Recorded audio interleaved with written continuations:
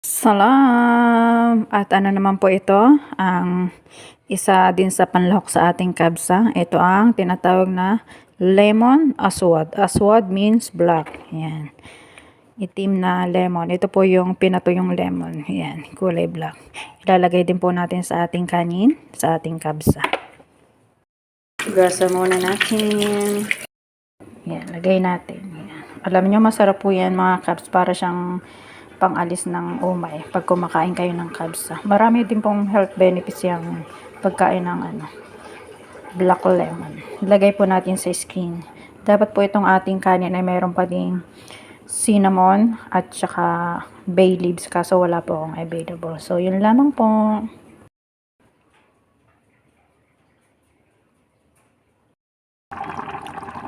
Ang ating kabsa rice with black lemon and Miss Mar. Mamaya natin ilalagay yung ating raisin sa ibabaw.